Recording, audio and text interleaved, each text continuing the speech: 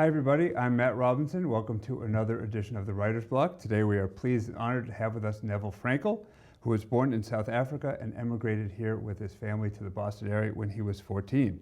Since then he's published a number of acclaimed books that deal with his family and personal experiences, including those of his great-grandparents who escaped from Latvia in the early 1900s and other members of his family who stayed in Russia during the Soviet era. His book On the Sickle's Edge was selected as a 2017 National Jewish Book Award finalist. And while he may best be known for his writing, he has many other interests. He's an accomplished painter and also served as a program consultant for the Emmy-Award winning documentary The Mind of a Murderer, Part 1, which aired in 1984 as part of the award-winning Frontline series. We are again pleased and honored to welcome the esteemed writer and painter and man about town, Neville Frankel. Thank you for coming, Neville. Thank you. It's nice to be here. I wanted to start with talking about On the Sickle's Edge. It takes readers from your native South Africa to Russia to Boston. So it would seem that it's semi-autobiographical at least. What elements of your own personal story were involved in the writing of the book? Well, I'm fortunate to have been brought up with family stories. And many of those family stories actually helped to define who I am. So one of my first memories, for example, was living in Johannesburg, going every month with my grandparents to a department store to buy all kinds of clothing, bolts of cloth, dozens of pairs of gloves, expensive sweaters. We would take them back to our house, lay them on the floor, and then wrap them up in thick brown paper with string and send them off to our relatives in Russia. And I had no idea as a kid why we were doing that. But these were stories that sort of proliferated as I grew up. And later on, I realized what the actual history was. And the history was that my great-grandparents left Latvia in 1906 to come to South Africa for a better life. And they brought with them two young boys, two sons. My great-grandmother had 3 or 4 more children in South Africa. She died in childbirth, leaving my great-grandfather with a house full of kids and no way to raise them. He was a baker. He had no money. So he wrote to his mother back in Latvia. She said, "Come home. We'll find you a new wife. You can take her back to South Africa with you to help you raise the family." So he took the 3 children born in South Africa back with him to Latvia, left the 2 boys in South Africa, one of whom was my grandfather, at the age of 12 and 14, living in a boarding house because he couldn't afford to take all the kids home. The research that I've done tells me that when they went back to Latvia, it was around about 1914, the beginning of the First World War. They were probably German submarines in the Baltic when they went through. And the plan worked. He found a wife, but he got caught up in the First World War, got caught up in the Russian Revolution, got caught up in the Stalin era, and he never came home. So my grandfather and my great-uncle grew up in South Africa as orphans waiting for this father to return, who never did. And it was years before I discovered what the real story behind it was. Because 50 years later, the Red Cross came to my great-uncle, who was by then an old man, and said to him, "You have 3 sisters in Moscow who would like to meet you." So he went to Moscow.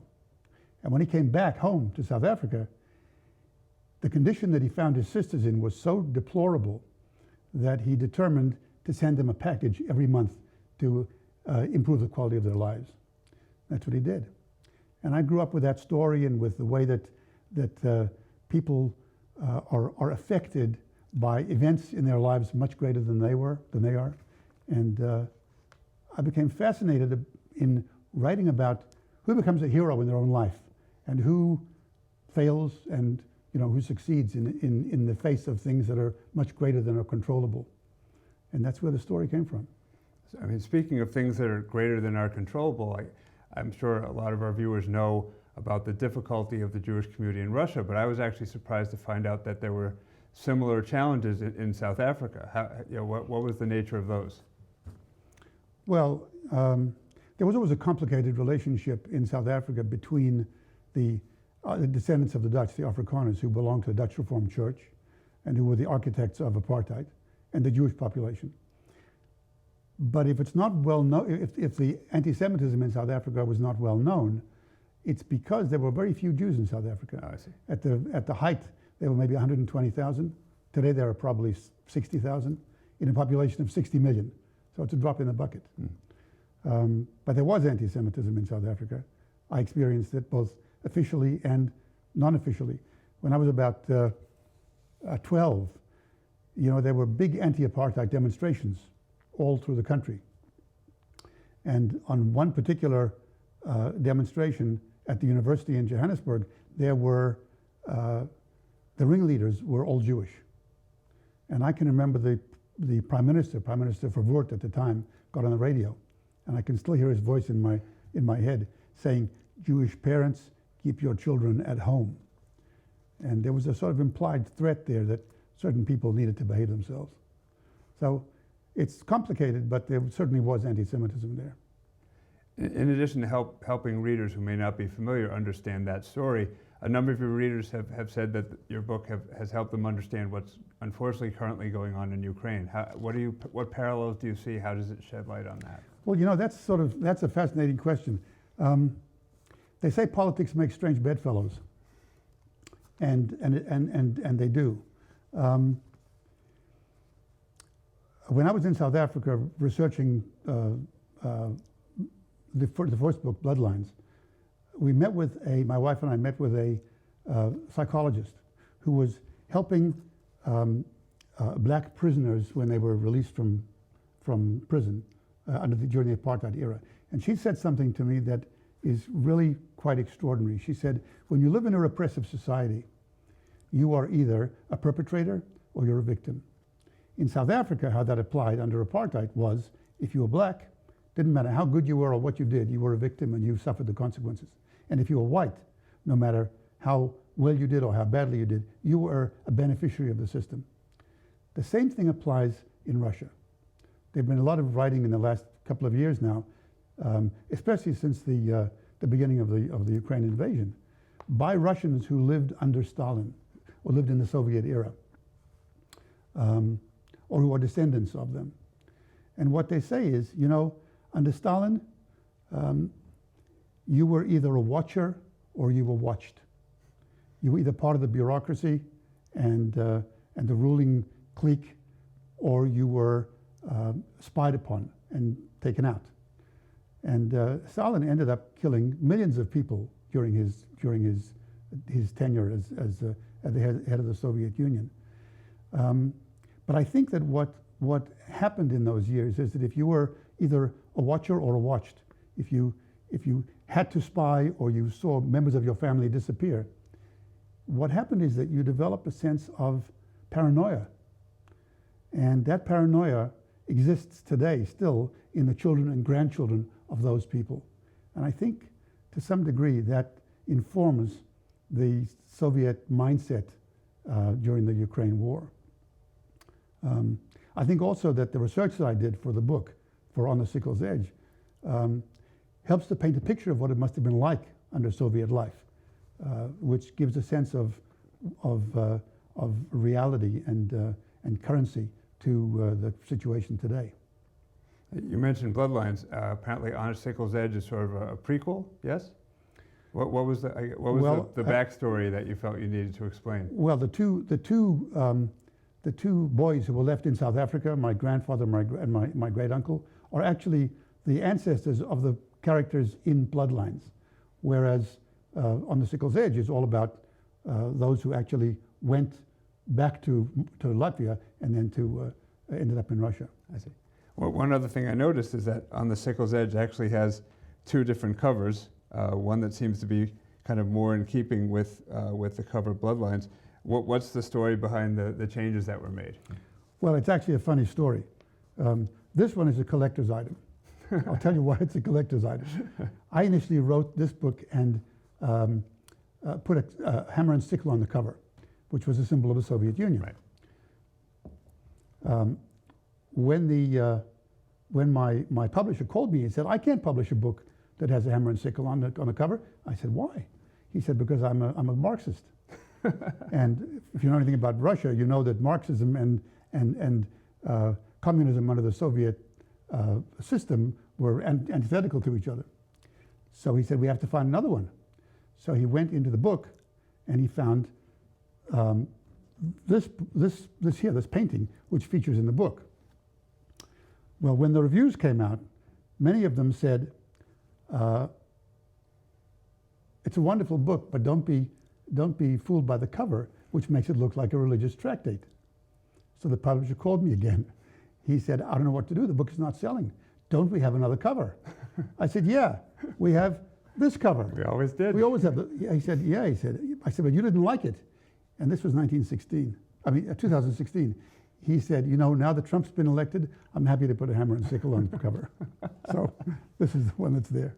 Now you talk about painting, and there's an artist character. You also paint. How do you find the writing and the painting sort of inform each other? Well, they do inform each other, because if you paint, then one of the things that I've learned is that painting has taught me how to see. And I think that fiction, in order to become real, has to be visceral, so that you have to be able to taste the food that you write about. You've got to be able to see the colors and hear the wind. And I've been able to, apparently, people tell me I've been able to translate that ability to see into a writing in a visual way. So there is a relationship. You mentioned taste the food. I noticed that on your website, in addition to the background stories about your biography, you also have recipes and travel logs. How did that all come into play? Well, as I said, food is really important in my books. And I found an extraordinary book, a recipe book written by a mother and daughter, both from Russia.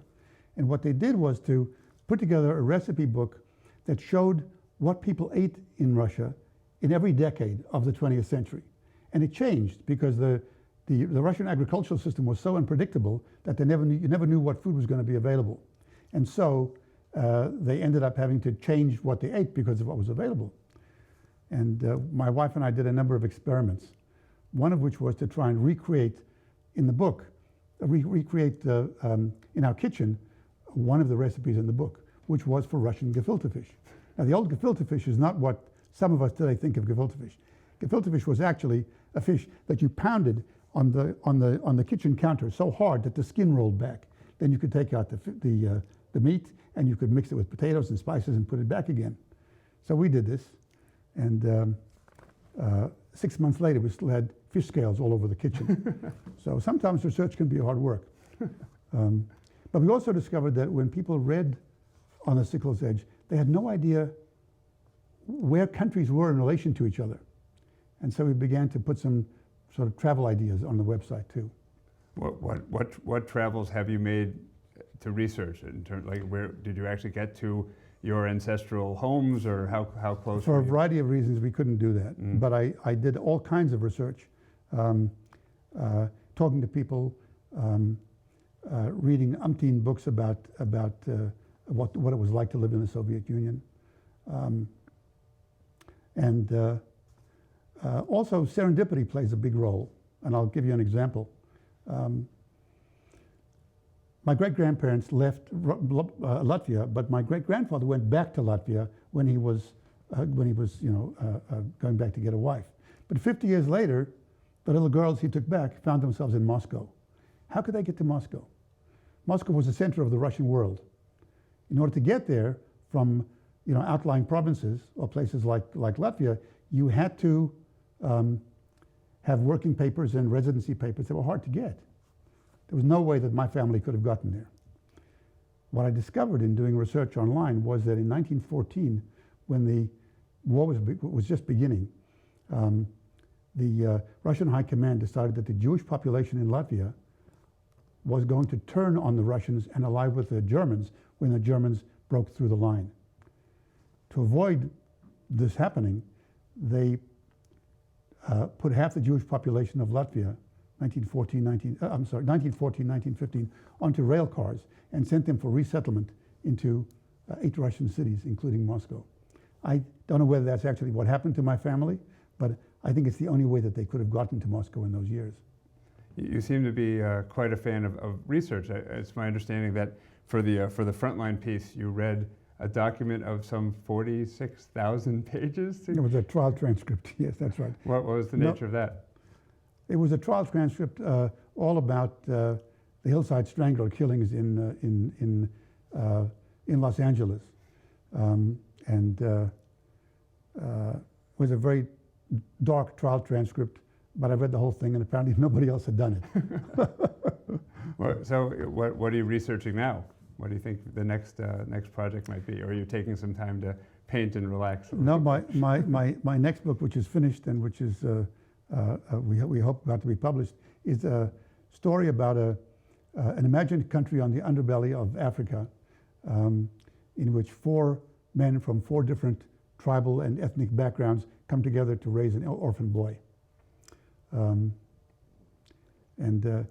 And what I like about the fact that it's an imagined country is that I no longer have to be bound by historical reality as I have been in my previous books. Will there still be? Will you go back to Africa? Will there still be research involved, or is this sort of more from your memories and then putting? Well, it's this an world imagined together? country, so there's no place to go. Oh, okay, all right. But I meant just like to find influences, to find to kind of have a larger framing. Yeah, we'll travel. Yeah. Okay. How do you come up with your ideas in general? Well, I think someone said a long time ago that novelists only have one book to write. They just write it over and over and over again in different ways. And I think that's probably true. Most of my novels are based very loosely on family history. And that's probably how I'll continue to write.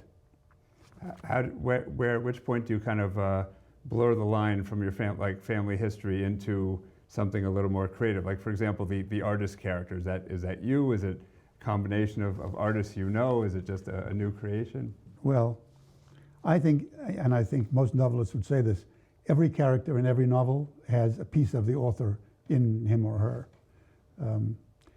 And people have commented that I actually write women much better than I write men.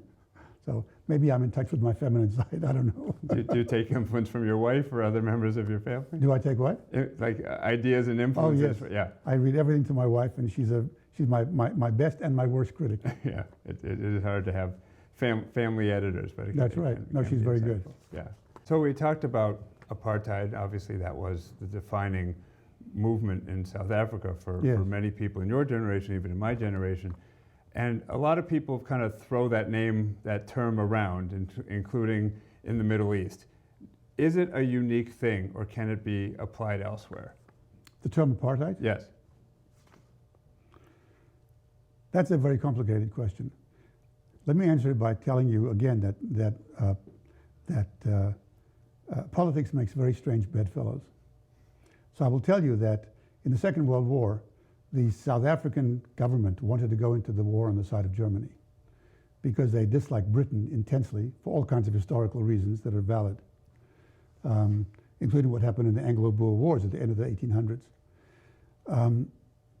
Which was England and Holland. No, it was England against the Boer republics in South Africa. Oh, okay. Oh, sorry. In which England invented internment camps into which they put the Afrikaans, and thousands of women and children died of dysentery and malnutrition. So the Afrikaans disliked the British intensely. They wanted to go into the war on the side of Germany. Britain wouldn't allow that because it was then a British Commonwealth country, but there was a fair amount of interest in Germany during and before the First World War. As a matter of fact, there were delegates from South Africa that went to Germany because they really liked Hitler and they liked his attitudes and his populism. Strangely enough, later, when Israel was established in 1948, one of the first delegations who went to Israel to congratulate Israel on its establishment was a delegation from South Africa. The Afrikaners believed that they were just like the Israelites in the desert, and their historical journey from the coast inland to South Africa was a parallel to the Israelites' journey for 40 years looking for a homeland. So they saw that sort of parallel. At the same time, as I said earlier, there was anti-Semitism in the country. In answer to the question about whether or not Israel is an apartheid state, which I think was the implied question you asked, let me tell you a story. We have some very close friends who are Quakers, pacifists, and they didn't understand what was happening in Israel. They said, we're going to Israel, and they went on a tour. And the tour took them to Jerusalem, took them to the West Bank. They had both Arab and Palestinian and Israeli guides. And they were certain that when they came back, they would have an answer to peace in the Middle East. And when they came back, we had dinner with them. And we said, so what did you discover? And what they said was, you know, it's really complicated. I don't think there's any equivalency that you can make between apartheid in South Africa and the current state of what's happening in Israel. So is there anything that one can learn from the other, or they're just both separate and complicated in different ways? I think that they're separate. I think the one thing that they do have in common is that in both cases they're beleaguered.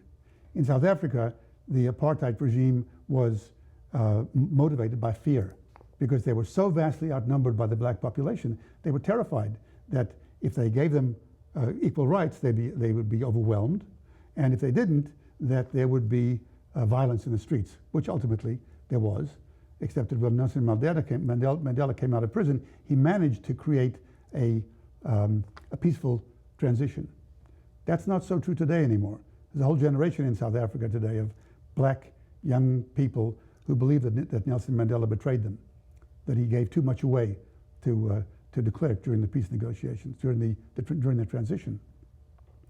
By the same token, Israel is surrounded by countries that want to destroy it.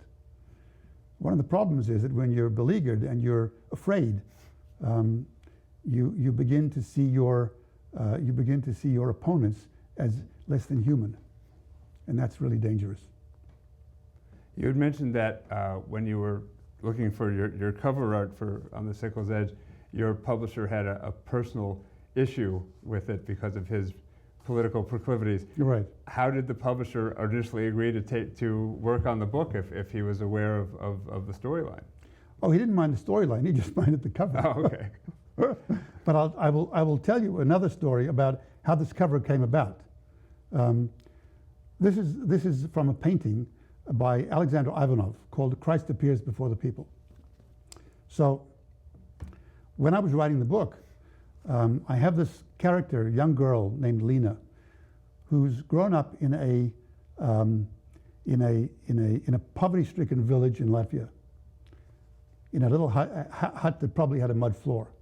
All of a sudden, she finds herself in Moscow, the center of the Russian world, and she can't adjust to it, and she begins to, I suppose today we would call it failure to thrive.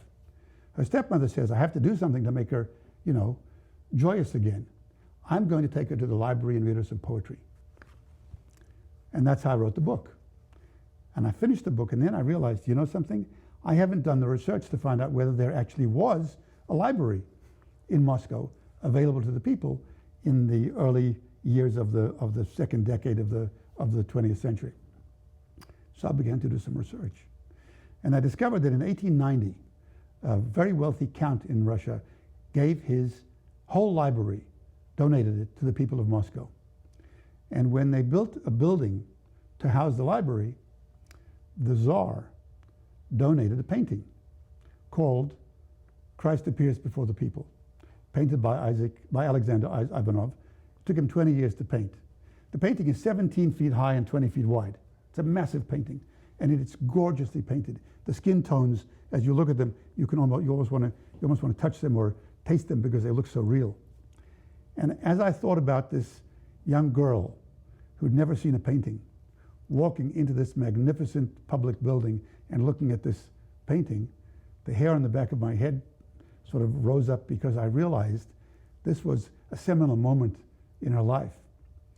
And so I added the painting into the story, and in her life, it becomes the place where she goes for enrichment, for happiness, for joy, to find her center. So it becomes a very important part of the book. But if I hadn't been willing to do that research and find out what the story was, it wouldn't have been there. So serendipity plays a big role in research. We're very glad that you ended up here after all your travels, and we're honored to have you. The books are fabulous. If you want to check out more, you can go to nevillefrankel.com. And thank you for joining us on the Writer's Block, and thank everyone for joining us. Just a little program note, if I may. I will be talking about my book on the Ivy League that I wrote in honor of my father at the Needham Public Library on Tuesday, November 15th, and hopefully everyone can come out for that. In the meantime, thank you, and we'll see you next time on The Writer's Block.